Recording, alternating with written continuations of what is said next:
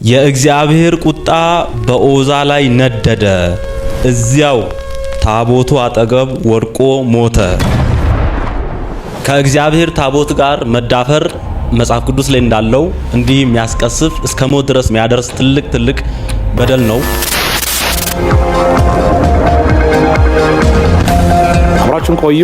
መሰለ ገባውት ነው እና የድሮ የኢትዮጵያ ቴሌቪዥን ዜና አንባቢ የአሁኑ አባይ ቲቪ ላይ የሚሰራው መሌ የእግዚአብሔር ታቦት ፊት ያልተገባ ነገር አድርጓል። እንጨት ነው ግን የሚሰብር እንጨት ነው፣ ሰብሮ ይጥላል። ይሄው ዳጎንን ሰበረው እንጨት እኮ ነው። ምን ገጠመው የሚለውንም ይዤላችሁ መጥቻለሁ።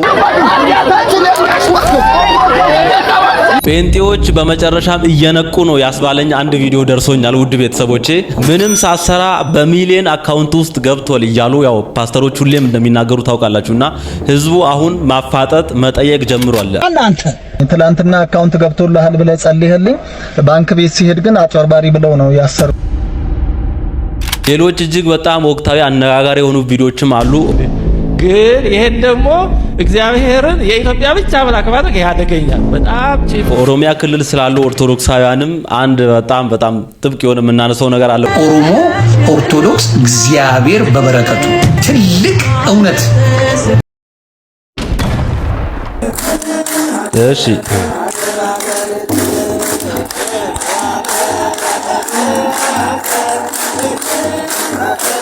ምን ማድረግ ይቻላል? እስቲ አሁን ይሄን ነገር ለማቆም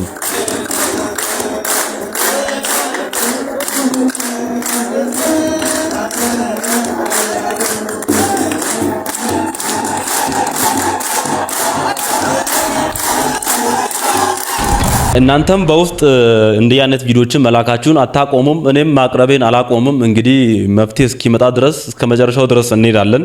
እስካሁን ድረስ እየሰራኋቸው ባሉ ቪዲዮዎች ይሄንን ነገር ሁሌም አድሬስ ለማድረግ እየሞከርኩ ነው እና ይሄ ነገር መች እንደሚቆም ቅድስት ቤተክርስቲያናችን ላይ እኔ እንጃ በእውነት እና ይሄ ስርዓተ ቤተክርስቲያን አይደለም። አሁንም ደጋግሜ ለማለት እፈልጋለሁ፣ ይሄ ስርዓተ ቤተክርስቲያን አይደለም። ይሄ ስርዓተ ቤተክርስቲያን አይደለም።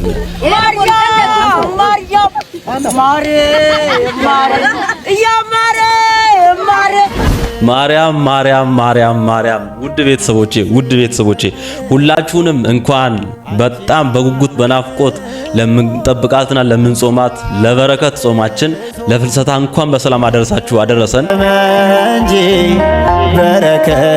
የፍልሰቷን ነገር እያሰብን የምንጾማት እጅግ በጣም በረከት የምናገኝባት ታላቅ ጾም ናት። እቺ 16 ቀን እንኳን አደረሳችሁ ውድ ቤተሰቦቼ። የመብርሃን ፍቅሯ ረድኤት በረከቷ ይብዛልን። ይሄን 16 ቀን እኔ በየቀኑ ቪዲዮ ለመስራት ሞክራለሁ። ድንግል ማርያም ትርዳንና እና ሱባኤውን ከኦርቶዶክስ ቲዩብ ጋር በዚህ አጋጣሚ እንድታሳልፉ ኦርቶዶክስ ቲዩብ ጋር እንድታሳልፉ እጠይቃችኋለሁ። በትህትና አብረን እየተማማረን በረከቷን እየተሳተፍን ሱባኤውን አብረን እንጨርሳለን ማለት ነው። እግዚአብሔር በሰላም አስጀምሮ በሰላም ያስፈጽመው። ውድ ቤተሰቦቼ ጾመ ፍልሰታ ለማርያም የሳምንት ልዩ ሳምንት ነው። በዚህ ዕለት ስለ እግዚአብሔር ቅድስና ይወሳል። አቤቱ ወደ ረፍትህ ተነስ፣ አንተና የመቅደስህ ታቦት። በጣም የተቀደሰ ሳምንት ነው። ምን አይነት ዝግጅት አድርጋችኋል? የትኛውን ጋኔን ለማስለቀቅ ነው የምንጾመው? ምን አይነት ጥያቄዎች በውስጣችን አሉ? ጾምን ቀድሱ፣ ምህላንም አውጁ። ተዋህዶ ይህንን ትላለች። በፊታችን ያለው ጾመ ፍልሰታ ለማርያም ምህላው አይቋረጥም፣ ሰዓታቱ አይቋረጥም፣ ልመናው አይቋረጥም፣ ምስጋናውም አይቋረጥም። ምንድነው የምትለምኑት? እንደው ሰዓታት አለ ተብሎ በልምድ ነጠላ ለብሶ ቆሞ ለማደር ብቻ ነው የምንመጣው ወይ ጥያቄዎች አሉን? በእያንዳንዱ ጸሎት ውስጥ ድንግል ማርያምን ንይ ስንላት ምንድነው ይዛልን የምትመጣው? በጣም ብዙ ጥያቄ አለን በእያንዳንዳችን ልብ ውስጥ በእውነት ውድ ቤተሰቦቼ ዝግጅታችሁ ምን ይመስላል? እንግዲህ ፍልሰታ የጠየቅነው ነገር ሁሉ የሚመለስበት የሰማይ በሮች መስኮቶች የሚከፈቱበትና ጸሎታችን ወደ እግዚአብሔር የሚደርስበት የዓመቱ የመጨረሻ ጾም ነው እንደምታውቁትና ምን ይመስላል ዝግጅታችሁ? ሰዓታት የት ነው የምትቆሙት? ቅዳሴ የት ነው የምታስቀድሱት?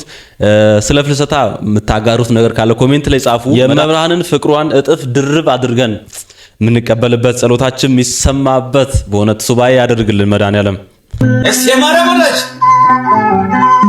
እስቲ ማቤታችን ብትሆን ማነው ማርያም ተው አብረን እንዘምር እስቲ ኮፒ ሊንክ ሼር ሲያድርጉ አሁን ሰዓት ነው። ከሰንሰት ጀምሮ እስከ እርገቱ ድረስ ያልተለያዩትን ለክፉ መንፈስ ክንፉን በማጣት ተቀን ቢዞር ሳምራዊ ይቅር እንጂ ማርያምን አልተውም ይከባል ብዬ ወዳጅና ዘመድ አልን ወደ ኋላ ማርያም ከመውደድ በውስጣቸው ያለው የእመቤቴ ጠላት ስሟን ሰምቶ ይቃጠል በጩኸት ስጠራት። ማነው ማርያምን ተው አትጥራት የሚለኝ? ፍቅሯ ይብዛልን። ማን ነው ማርያምን ተው የሚለኝ? በፍልሰታ መጸለይ ያለብን ልዩ ጸሎት ምንድነው እነግራችኋለሁ። እና ደግሞ በጾመ ፍልሰታ ንስሐ መግባት ይቻላል የምትሉ ሰዎች በደንብ እንድትሰሙኝ ይፈልጋለሁ። ሁላችሁም ይሄን ቪዲዮ ሼርና ኮፒ ሊንክ ላይ ሪፖስት እያደረጋችሁ ለብዙዎች እንዲዳረስና ብዙዎች እንዲማሩበት አድርጉት። ኮሜንት ላይ ደግሞ እንኳን አደረሳችሁ ተባባሉ። ሁላችሁም እንኳን አደረሳችሁ እያላችሁ ጻፉ። እናም ብዙዎቻችሁ በውስጥ መስመር በጾመ ፍልሰታ ንስሐ መግባት እንችላለን ወይ፣ በጾም ንስሐ መግባት ይቻላል ወይ እያላችሁ ስትጠይቁኝ ነበረ። አዎ ንስሐ መግባት ትችላላችሁ። በጾም ንስሐ መግባት ይቻላል ማለት ነው። ይሄን ስላችሁ ግን እንዴት በጾም ላይ ጾም ይሰጣል እንዳትሉ። ቆይ ምን አይነት ቀኖና እንደሚሰጣችሁ የታውቃችሁ ነው እንደዚህ የምትሉት? እሱን ካህኑ ይጨነቅበት። ሌላ አይነት ስግደት ሊሰጣችሁ ይችላል፣ ምጽዋት በቃ ካህኑ ነው የሚያውቀው። የግድ ጾም ነው እንደሚሰጠው ቀኖና። ስለዚህ በጾም ንስሐ መግባት ይቻላል ማለት ነው። እና በጾመ ፍልሰታ ከመደበኛው ጸሎታችን ውጪ መጸለይ ያለብን ልዩ ጸሎት ምንድነው? እሱን ድርግም ዩቲዩብ ላይ ሰርቼላችኋለሁ። አጭር ቪዲዮ ነው፣ በጣም ስለሚጠቅማችሁ እየገባችሁ ተመልከቱ። ወንድማችን የሰራውን የሱ ዩቲዩብ ቻናል ላይ ገብታችሁ ስለ ጸሎቱ እንትን ማየት ትችላላችሁ። እኔ ግን አንድ መጽሐፍ ልጠቁማችሁ። በእውነት በዚህ በፍልሰታ ውዳሴ ማርያም እና ቅዳሴ ማርያም ካደረሳችሁ በኋላ አንድ መጽሐፍ ልጠቁማችሁ። እሱም አርጋኖነ ማርያም የአባ ጊዮርጊስ ዘጋስጫ እጅግ በጣም የእመቤታችንን በረከት ረድኤት እጥፍ ድርብ አድርጎ እንዲያድርብን የሚያደርግ ትልቅ ጸሎት ነውና እሱን ሁላችሁም በምትችሉት አቅም በክፍል እያደረጋችሁ በጣም ረጅም ስለሆነ የሰኞ የማክሰኞ በጣም ረጅም ስለሆነ በክፍል እየከፋፈላችሁ ብትጸልዩት ብዬ እመክራችኋለሁ። ርሪተ ህሊና ማርያም ፍልሰታን ለየት ከሚያደርጉት አንዱ ነገር ደግሞ የውዳሴ ማርያምና ቅዳሴ ማርያም አንድምታ ትርጓሜ ነው። በሊቃውንት አባቶቻችን ሲተረጎም እንዴት እንደሚጥም ታውቃላችሁ። ሰአሊ ለነ ቅድስት። ይህን መጽሐፍ ኤፍሬም ለባሃዊ ተናግሮታል። ሶርያዊ በሀገሩ ለባሃዊ በተግባሩ ያሰኛል። ነገር ከስሩ ውሃ ከጥሩ እንዲሉ ከስር ተርኮ ለመንገር አንድም አስከተላው መታ ነበርና ቢያየው አነሳው። 5500 ዘመን ያዘነ የተከዘ አዳምን ነፃ ሊያወጣው ወደደ። ወበእንተዝ ጸርሃ አሰምቶ ተናገረ። ከሉቃስ ወንጌል ወበሳድስና ጸሎተ እግዝእትነ ማርያምን አውጥቶ በእድሜዋ ልክ 64 ጊዜ ይደግመው ነበረ። እዱ መዝራይቱ ከሚባል ልጅሽ ጽንዕት በድንግልና ስርጉት በቅድስና እመቤታችን ጸጋውን ክብሩን እንዳይነሳል ለምኝልን። አይምሮውን ለቦውን በልቡናችን ሳይብን አሳድሪብን። አሜን። እንግዲህ የሚመቻችሁ ሰዓት ያላችሁ 5 ሰዓት ላይ ነው አንድምታ ትርጓሜ የሚጀምረው አብዛኛው ደብር ላይና ሄዳችሁ ለመስማት ብትሞክሩ አሁንም የእመቤታችን ፍቅሯን ትካፈላላችሁ። ጾመ ፍልሰታ እስከ 9 ሰዓት ይጾማሉ። ጾመ ሐዋርያትም እስከ 9 ሰዓት ይጾማል ማለት ነው። ይሄንን ከአቅም በላይ የበለጠ የሆነ ደዌ የሌለበት ሰው በዚህ ሰዓት መብላት አይችልም። ቢታመምም አራስ ቢሆንም እንኳን ምን አይነት ሰው ነው ይሄን ጾም መሻር የሚችለው? ምግብ መውሰድ አቁሞ ውሃ በጥጥ የሚወስድ ሰው ነው። ውሃ በጥጥ የሚወስድ ሰው ይሄንን ጾም ሊሽር ይችላል። ያውም በኋላ ሲድን ቀኖና ይሰጠዋል። ያም እንኳን ቢሆን ማለት ነው። ከዳነ በኋላ በንስሐ አባቱ አማካኝነት ቀኖና ይሰጠዋል ማለት ነው። ለልጅሽ እንደዚህ በይው። ከዚህ ወራዳ ትቢያ ጋር ለምን ትከራከራለህ?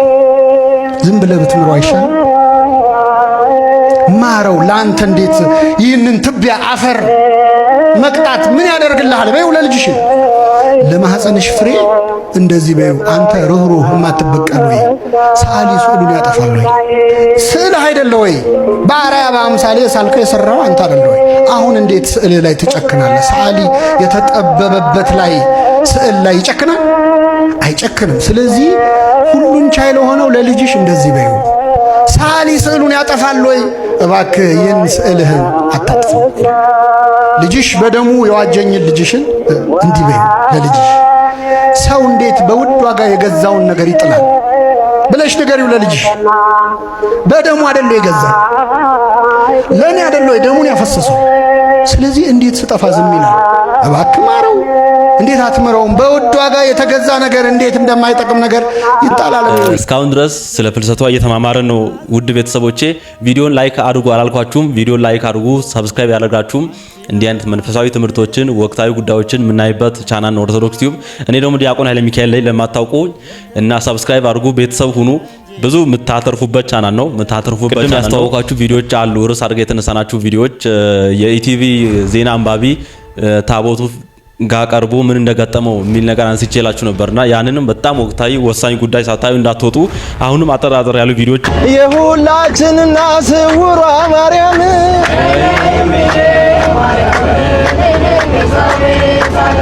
አይነ ስውር በራ ጻድቃኔ ማርያም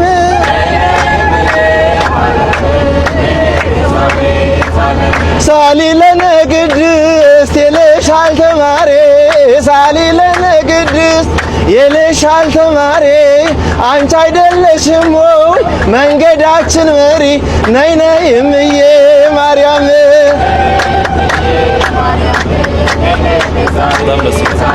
ባንድዬ በልጅሽ በመድኃኔዓለም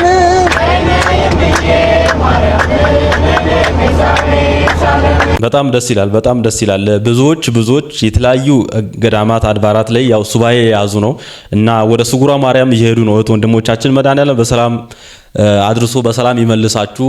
አንድ አባቶች እያነሱ ያሉት ነገር አለ ከዚህ ጉዳይ ጋር ተያይዞ ገዳም ምዕመናን ስትሄዱ እባካችሁ ገዳም ያሉ መነኮሳትን አትረብሹ እያሉ አባቶች እያስተማሩ እያየው ነውና በጣም መጠንቀቅ አለብን።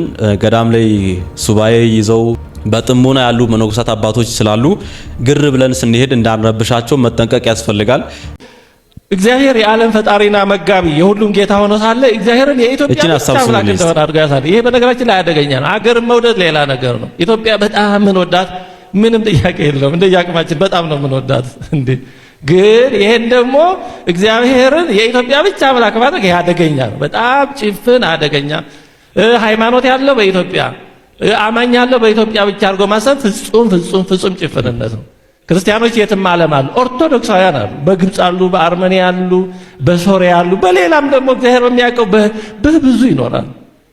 እንደው ሌላው ቀርቶ ክርስቲያን የለበትም የሌሎች አገር ነው በሚባለው ውስጥ እንኳን ምን ላለኛ እናውቃለን እንዴ? ብዙ ክርስቲያኖች አሉ። በእውነት አሁን ስም መጥራት ስላልፈለኩ እና እግዚአብሔርን በሆነ ቦታ መከለል ይሄ በጣም አደገኛ አይሁዳዊነት ነው።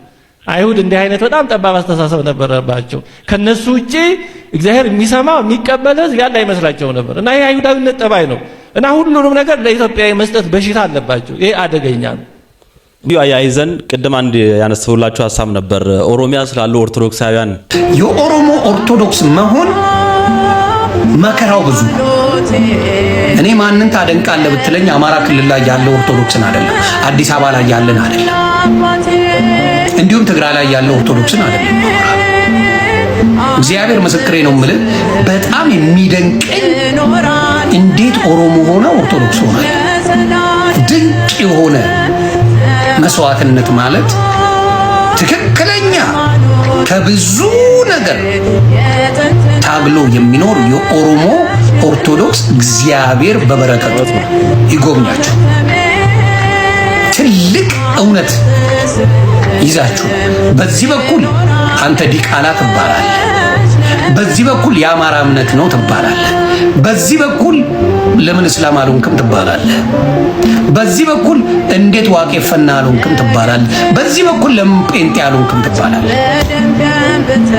ኦርቶዶክስን እንደሚጠላ ብልጽግና ፓርቲን የምታየው የኦሮሞ ውስጥ ያሉ አንድም ኦርቶዶክስ የሆነ በፓርቲያቸው ውስጥ በምን ላይ በእውነት ይህን ነገር ከዚህ በፊትም አንስቼ ያውቃለሁ። ኦሮሚያ ክልል ያላችሁ ኦርቶዶክሳውያን ሁሌም ነው እኔ በግሌም ማደንቃችሁ። ዮኒ ያነሳውን ሐሳብ ይዤላችሁ መጣሁትም ለዛ ነው። በእውነት ብርታታችሁ፣ ጽናታችሁ በጣም ይገርማል። እያለፋችሁ ያላችሁትን ፈተና ሁላችንም ስለምናውቀው ማለት ነው። በዚህም ፖለቲከኛውም ሊስባችሁ ይሞክራል። ማህተባችሁን ለማስመጠስ የሚሞክር ብዙ ነውና በዚህ ሁሉ ጽናት ውስጥ ያላችሁ ኦርቶዶክሳውያን ኦሮሚያ ክልል ያላችሁ ይበልጥ ደግሞ መድኃኔዓለም ጽናቱን ይስጣችሁ እስከ መጨረሻው አቅጣ ድረስ እሱ ጽናቱን ይስጣችሁ። በርቱልን ለማለት እንፈልጋለን። ጾም ለሚሽር ሰው የትም ዓለም አይመቸውም። ዓለም ሁሉ ለሱ ሾት ሆነበታል። የትም ተቀምጦ ተመችቶት አይቀመጥም፣ ተመችቶት አይተኛም፣ ተመችቶት አይውልም፣ ተመችቶት አያድርም ማለት ነው። ስለዚህ የነካ ሁሉ ሾህ የሚሆንበት የትም ሂዶ ተሰዶ የሚመጣ ማለት ነው። ስለዚህ ምድር ሾህ አብቅልብ ማለት መሬት አትመችህ ማለት ነው። ይሄው ለአዳምና ለልጆቹ ዛሬ መሬት የማትመች ሆናለች። ዛሬ ጌታችን ኢየሱስ ክርስቶስ መጥቶ ተወልዶ ከባረካት ወዲህ ግን ምድርን ለበረከት አድርጎልናል። የማይጾም ሰው ገነትን ብቻ ሳይሆን እግዚአብሔርንም የሚያጣ ነው። እግዚአብሔር ካለ መጾም ሁላችንንም ይሰውረን። እህሉን አይደለም እያልኳችሁ ያለው እህሉን አይደለም። እህል ብቻውን የሚያጸድቅም እህል ብቻውንም የሚያስኮንን ነገር አይደለም። ልብ ብላችሁ ስሙ ክርስቲያኑ። አለመብላት የሚያጸድቅ የሚመስለን ሰዎች አለ። መብላት ደግሞ የሚያስኮንን የሚመስለን ሰዎች አለ። አይደለም። አስታውሱ ይላል ቅዱስ አባታችን አባ ሙሴ ጸሊም፣ አለመብላት ጽድቅ ቢሆን ኖሮ ጠላታችሁ ሰይጣን እኮ አይበላ። መብላት የሚያስኮንን ቢሆን ኖሮ እኮ ሐዋርያት በበሉበትና በቀመሱበት ልክ በተኮነኑ። አንዳንድ ሰዎች እኔ ያዩዋቸው ሰዎች አሁን እቺ ራሱ አሁን ጾም ሆና ማለት ምን ያህል አጭር እንደሆነች ታውቃላችሁ? 16 ቀን 2 ሳምንት ናትና ጾሙ አሁን ገና ከመጀመሩ መች ነው የሚፈተው የሚል ጥያቄ እየጠየቁ ሰዎችም አሉ። አንዳንድ ሰዎች እስካሁን በላን አይደል? ምንድነው አሁን እቺን ጾም ራሱ ብንታገስና በስርዓት ብንጾም ይህን ያለ ለመብል ባናድር መጽሐፍ ቅዱስ ሆዳቸው አምላካቸው ያላቸው ሰዎች ባንሆን ምን አለበት በእውነት። እና አንዳንድ ሰዎች ሲያግሮመርሙ ጾም በቃ በዛ ብለው እንት ሲሉ ያየው ነውና አረ እንደዛ አይባልም። እነዚህን እብዶች እዚህ ተመልከቷቸው። ሰውን ስራ ሊያሰሩ አልቻሉም። ልክ አደረገች።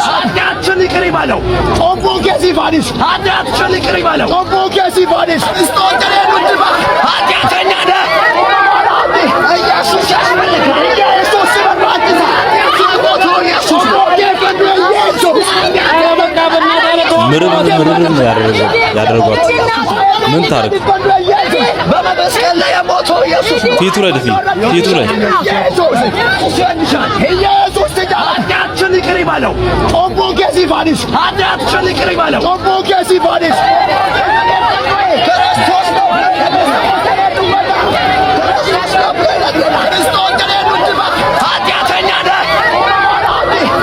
እነዚህ አጋንንት የሰፈራቸው አጋንንት የሰፈረባቸው ሰዎች ማን ነው ግን ስርዓት አሁን ቢያዛቸው የሚችለው? ማን ነው ስርዓት አሁን ቢያዛቸው የሚችለው?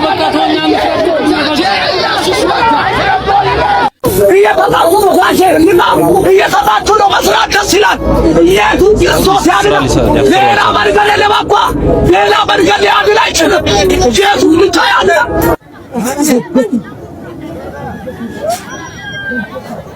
ጌታ ይመስገን። ኢየሱስ ክርስቶስ ነው። ጌታ ኢየሱስ ክርስቶስ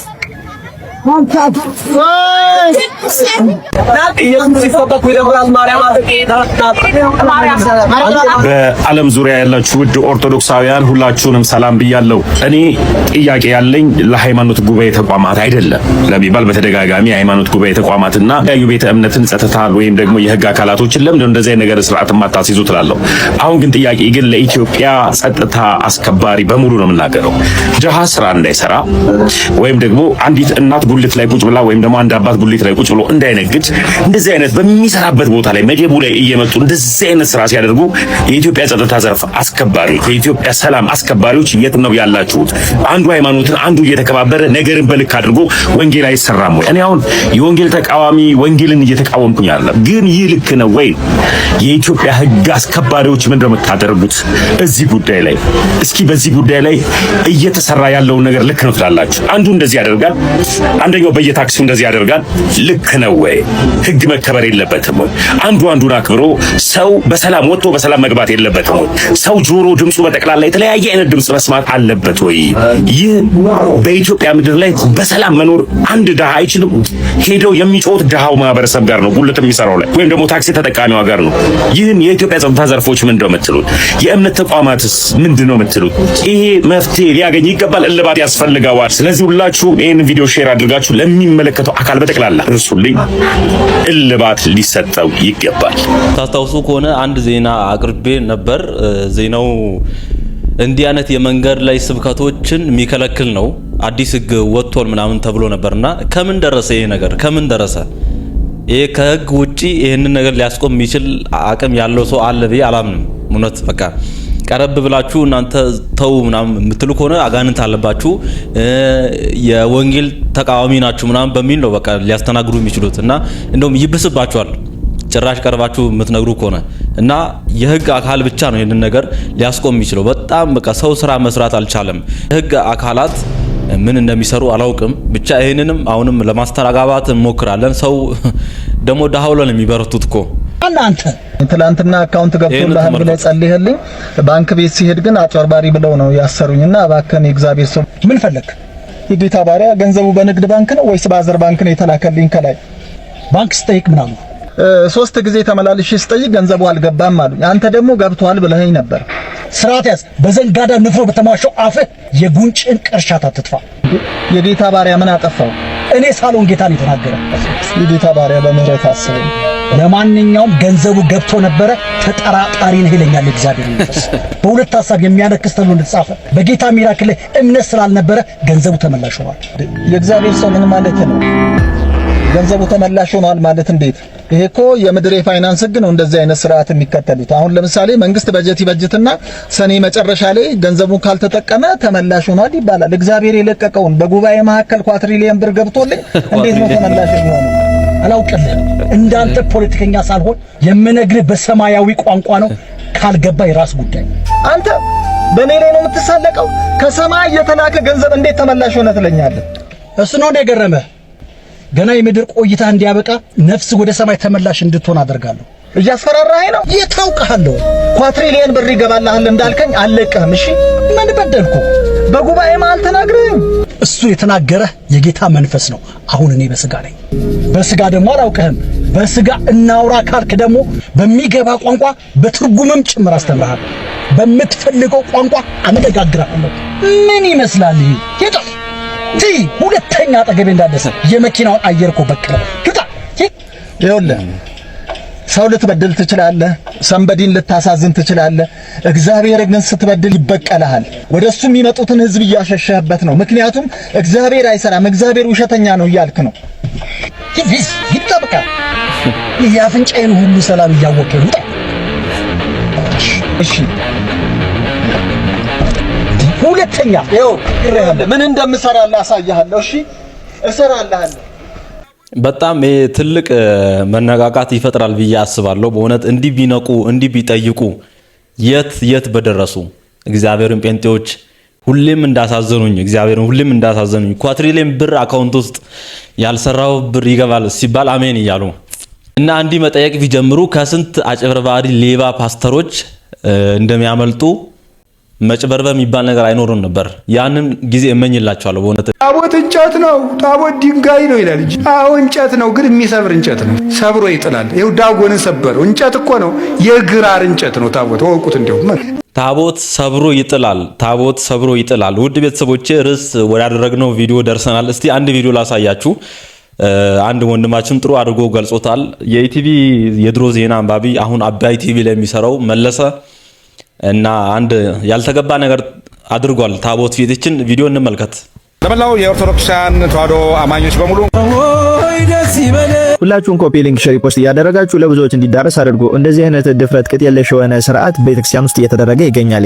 በነገራችን ላይ ታዋቂ ስለሆናችሁ ከቤተክርስቲያን ሕግ በላይ ናችሁ ማለት አይደለም። አንዳንድ ካህናት ደግሞ የእናንተን ታዋቂነት ብቻ አይተው የእግዚአብሔርን ስርዓት የማያዩ ካህናት አሉ። እነሱ ዝም ስላሏችሁ ካህናቱ እረፍተው ብለው ስላልነገሯችሁ እንዲህ ታቦት ጋር ሰልፍ እያያዛችሁ የምትነሱ ሰዎች የእግዚአብሔር ምሕረቱ በእናንተ ላይ በጣም እንደበዛ ማወቅ መቻል አለባችሁ። ይሄ በጣም ድፍረትም ኃጢአትም ጸያፍ ስራም ነው። በነገራችን ላይ አንድ ምዕመን ከታቦት አጠገብ 40 ክንድ ነው እንዲርቅ የሚፈቀድለት። ስለዚህ ከ40 ክንድ አይደለም ይሄን ያክል በታቦት አጠገብ ቀርበ ሰልፊ ይዘህ የምታወራው ለምንድን ነው? እረፍ ስላልተባልክ ልክ መስሎ ሊሆን ይችላል። እረፍ የማይሉ ካህናት እግዚአብሔርን የሚያውቁ ስራ ቤተክርስቲያንን ያልጠነቀቁ ሁለተኛ ነገር አውቆ ደግሞ ወለዳቸው ብሎ ዝም ያሉ ናቸው።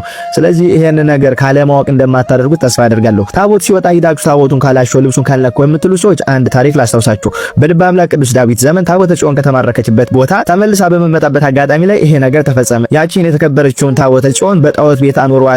ጣዖታቸውን እየሰባበረች ስታስቸገራቸው ለብዙ ዘመን እንዲያደረገች በመክሰፍት እነሱን መስታጠፋቸው ታቦቱን የማረኩ የዛን ጊዜ የነበሩ ጠላቶች እቺን ታቦት ወደ ነበረችበት ቦታ እመልስ አሉና ታቦቱን በአሚናዳብ ሰረገላ አድርገው አክብረዋት ሸልመዋት ወደ ቅዱስ ዳዊት ወደ ጽዮን ከተማ ላኳት። በዛንም ጊዜ ቅዱስ ዳዊት የታቦተ ጽዮንን መምጣት አይቶ ክብሩን ትቶ በታቦተ ጽዮን ፊት ዘመረ፣ ሐሴት አደረገ። በዚያንም ጊዜ ህዝቡ ብዙ ስለነበረ ታቦተ ጽዮን የነበረችበት ሰረገላ ውስጥ ይዟት የነበረው ተጭኖባት የነበረው በሬ ደነበረ። በዛንም ሰዓት ብዙ ሰው ሮጠ። ያ በሬም ደግሞ ብዙ ሰዎችን ለመውጋት አሯሯጠ። በዛን ሰዓት ያቺ ታቦተ ጽዮን ልትወድቅ አለችና ዘንበል አለች። ልትወድቅ ዘንበል ባለችበት ጊዜ ኦዛ የሚባል አንድ ሰው ያቺ ታቦተ ጽዮን እንዳትወድቅ በደግነት አስቦ ያለ ክፋት ደገፍ አደረጋት በእጁ። በዚያንም ሰዓት በቅጽበት ተቀስፎ እዛው ላይ ሞተ፣ ህይወቱ አበቃ። በዚህም ጊዜ ታቦተ ጽዮን ወደ ቦታዋም ተመለሰች፣ ህዝቡም ተረጋጋ። ኦዛ ግን ተቀጸፈ። እዚህ ጋራ ኦዛ ይሄንን ያደረገው ለበጎ አስቦ ታቦተ ጽዮን እንዳትወድቅ ብሎ ነው። ይሄን ነገር የማድረግ ስልጣን ግን አልነበረው። በቤተ ክርስቲያን ውስጥ ስልጣን ሳይኖራችሁ ያለ ስርዓት ስራ የምትሰሩ ሰዎች መጨረሻችሁ ለበጎነት ብትሰሩትም ጥፋት ነው የሚሆነው። ምክንያቱም ያለ ስልጣናችሁ ያለ ስርዓት ቤተክርስቲያን ውስጥ ስራ መስራት ያስከስፋል እንጂ በረከትን አያሰጥም። እናንተ አሁን በጎ መስሏችኋል፣ እያስተዋወቃችሁ ነው። እዚህ ቦታ ላይ ታቦት ወጣ፣ እዚህ ቦታ ላይ ይሄ ባል እየተከበረ ነው እያላችሁ በዛ አስታካችሁ በጎ ስራ እኮ ነው የምሰራው ብላችሁ በዚህ ልክ ታቦትን ተደፋፍራችሁ የምትጠጉ ክርስቲያኖች ማረፍ መቻል አለባችሁ። ፍጻሜያችሁ እንደ ኦዛ ነው የሚሆነው። ይሄን ነገር ለበጎ ነው ማድረግ ብትሉትም በጎ ነገር የሚደረገው ቤተክርስቲያን ውስጥ በስርዓት ነው። ስለዚህ ስርዓት ይዛችሁ በተገቢው መንገድ ርቃችሁ 40 ክንድ ሆናችሁ ታቦቱን አገልገል ትችላላችሁ። ከዛ ባሻገር ደግሞ እንደዚህ አይነት ታቦቱ ጋራ ሰልፊ የምትነሱ ጥላ ይዛችሁ ካህነን የምትሉ ሰዎችም ጭንቅላታችሁ ልክ አይመስለኝም። በዚህ ልክ ለምንድነው እግዚአብሔርን መፍራት ያቆም ነው? ለምንድነው በዚህ ልክ አላዋቂ ሆን ነው? ለምንድነው በዚህ ልክ እግዚአብሔርን ቤት እግዚአብሔርን ታቦት መናቅ የጀመር ነው? ይሄ ንቀታችን ነው ሀገራችን ላይ ይሄን ሁሉ ማት እያስከተለብን ያለው። አሁን እኛ እግዚአብሔርን ማረን ብንለው በየትኛው ስራ ሊመረን ነው? ምህረትስ ቢመጣ በእንዲህ አይነት ስራ ተብልሹ የትኛውን አገልግሎት ልናገለግል ነው? ስለዚህ ታቦትን በዚህ ልክ ቀርባችሁ ሰልፊ የምታነሱ ካልተሻሻው ካልነካው ብላችሁ የምትሯሯጡ የምትጋጋጡ ሴቶች በተለይ ይሄ ስራችሁ ለሞት ለመክሰፍት እንጂ ለበረከት እንደማይሆናችሁ ማወቅ መቻል አለባችሁ። በዚህ ልክ ምዕመናን ቤተክርስቲያንን አንጣስ፣ ካህናት የምትባሉ ደግሞ ምዕመናን በዚህ ልክ ስርዓተ ቤተክርስቲያንን ሲጥሱ አይን ያላችሁ ዝም ብላችሁ ማታዩ፣ አፍ ያላችሁ ማትናገሩ ጣዖቶች ልስኖች አትሆኑ። በቤተክርስቲያን ስርዓት ላይ ቀልድ ድርድር አታብዙ። ማንም ሰው ሊሆን ይችላል፣ ማንም ስልጣንም ይኖረው አይኖረውም ቤተክርስቲያንን እስከነካ ድረስ የእግዚአብሔር ጠላት ነው፣ የእግዚአብሔር ጠላት የኛም ጠላት ነው ማለት ነው። በዚህ ልክ ስርዓተ ቤተክርስቲያንን ቁርጠኛ ሆናችሁ እንድታስከብሩ እንድታስጠብቁ ለማለት ነው፣ መልእክትን ለማስተላለፍ ነው። ኮፒ ሊንክ ሼር ፖስት እያደረጋችሁ ለብዙዎች እንዲዳረስ አድርጉልኝ። ይቆያል። በጣም እኔ ደስ ያለኝ ወንድማችን በመጀመሪያ ቃለ ሕይወትን ያሰማልን። ጥሩ የሆነ መጽሐፍ ቅዱሳዊ ማብራሪያ ነው ሰጠው፣ ምንም አልጨምርም። እኔ በጣም ደስ ያለኝ ኮሜንት ላይ ኦርቶዶክሳውያን ምዕመናን ጥሩ አድርገው ነግረውታል።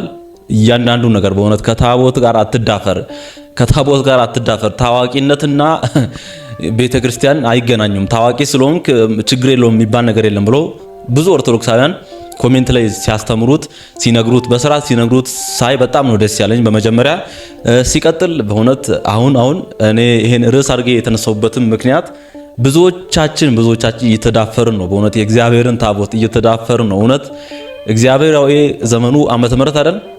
በዛ ምክንያት እግዚአብሔር ምሕረቱ ቸርነቱ ስለበዛ እንጂ ብዙዎች ይቀሰፉ ነበር። እውነት ብዙዎች ይቀሰፉ ነበር። ከባድ ነበር። መድኃኒዓለም ምሕረቱ በስቶልን ነውና እባካችሁ እንጠንቀቅ። አንዳንድ እናቶችም አሉ ቀረብ ብሎ ታቦቱ ሲያልፍ ዳበስ አድርጎ እንዲያልፋቸው በጣም ቀረብ ብሎ የሚቆሙ አሉና እነሱን ሳይ እኔ ራሱ እፈራለሁና በጣም ያስፈራል። አንዳንዴ የምናደርጓቸው ነገሮች በእውነት እና ታቦትን ወንድማችን እንዳለው መጽሐፍ ቅዱሳዊ የሆነ ትልቅ ማስጠንቀቂያ አለ።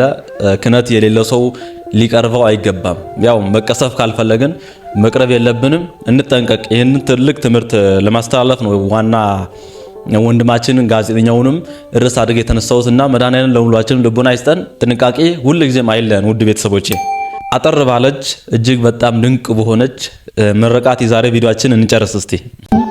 ጎደሏችሁን ይሙላላችሁ፣ የተቋጠረውን ይፍታላችሁ፣ የተዘጋውን ይክፈትላችሁ፣ የጨለመባችሁን ያብራላችሁ። የሰላም አምላክ ኢየሱስ ክርስቶስ ሁልጊዜም ከእናንተ ጋር ይሁን። መድኃኒዓለም የጨነቀንን የልባችንን መሻት ሁሉንም ነገር እሱ ይፈጽምልን። በተለይ በዚህ ሱባኤ ድንግል ማርያም ከልጇ ከወዳጇ ታማለን። ውድ ቤተሰቦቼ አጠር ያለ ቪዲዮ ነው የዛሬው ቪዲዮ። እነዚህን ይመስሉ ነበር። በተከታታይ እንዳልኳችሁ እንገናኛለን። ይሄንን ሱባኤ ድንግል ማርያም ትርዳን፣ ጤናውን ሰላሙን ትስጠን። ስለነበረን ጊዜ በጣም አመሰግናለሁ። ዲያቆን ኃይለ ሚካኤል ነበርኩ። እንዲህ አይነት አስተማሪ የሆኑ ቪዲዮዎችን ለመከታተል ድሮ የሰራኋቸው ቪዲዮዎች ስክሪኑ የሚወጡላችሁ እነሱን ክሊክ አድርጋችሁ እዛው እንገናኝ። ያለው ከቤት ነው እውነተኛ ሰላም